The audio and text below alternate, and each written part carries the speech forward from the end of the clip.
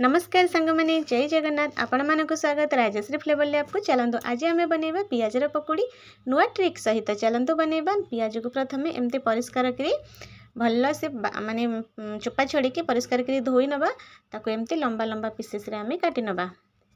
देखंतु एमती काटी नबा सबुतक काटी नेले तो ताको एमती खोला खोला करी नबा।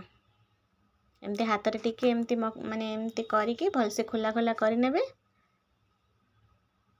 बहुत बढ़िया लगे ये पियाजर पकोड़ी। आम ओडिशा पियाजी भी कहते बहुत भल लगे। प्रथम आम से लुण पकेबा। लुण पकईकी भल से एमती ताको भल से मिसेबा। भल से मिसेले कौन है पियाज आमर लंबा लंबा पीसेस रे कटा है सबू जाक एमती खोला खोला हो। तो लुण पकेले आमर से कौन है देखंतु पानी रिलीज हो माने पानी सबू पियाज लुण पड़ी तो पियाज रू पानी ऑलरेडी बाहर। तो से आम बेसन पकेबा। पानी पकेया को बिल्कुल भी जरूरत पड़ोनी। बेसी पानी पकेले कौन हुए कि तो पानिया पानिया हो जाए बेसी परिमाण रे बेसन क्वांटिटी रहे। तो पियाजी ता ना हो पियाजी तो पियाजर पकोड़ी पियाजीर फ्लेवरटा रहे बेसी बेसन हो जाए। तो आम ये देखिकी देखंतु गोटे बाउल में ये बेसन नेली प्रथमे पकईली आउ अल्प पकईदेली।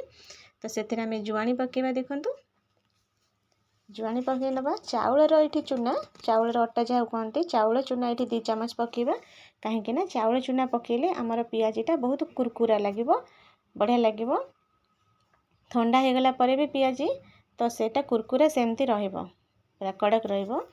तो से आम कंचा लंका पकईदेले लंका गुंड टिके पकईदबा।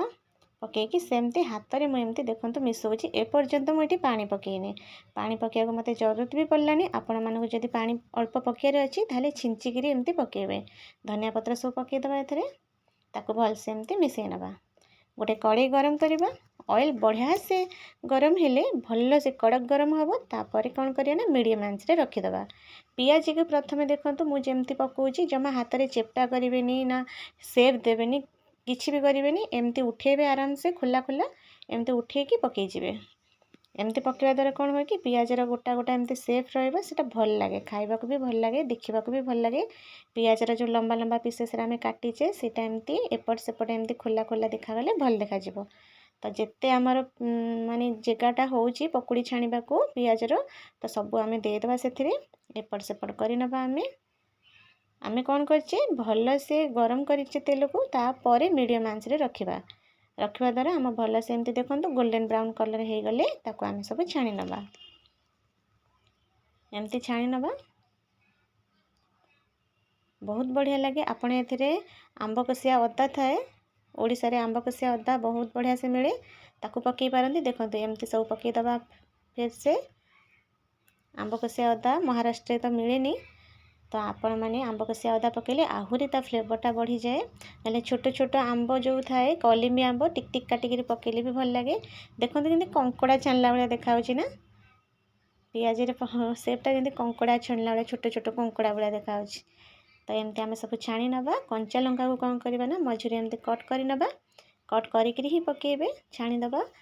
कंचा लंका मीडियम कंचा लंका पकोड़ी सहित कंचा लंका खाइले बहुत भल लगे। छाणी नेले देखंतु खाइकी कहूँ मो पुअर फ्रेंड ता सांग खाइकी प्रथम कहूँ केमती लगुच कहूँ आंटी बहुत बढ़िया होती। देखंतु आपण मैंने भी एमती बनातु। रहुची जय जगन्नाथ।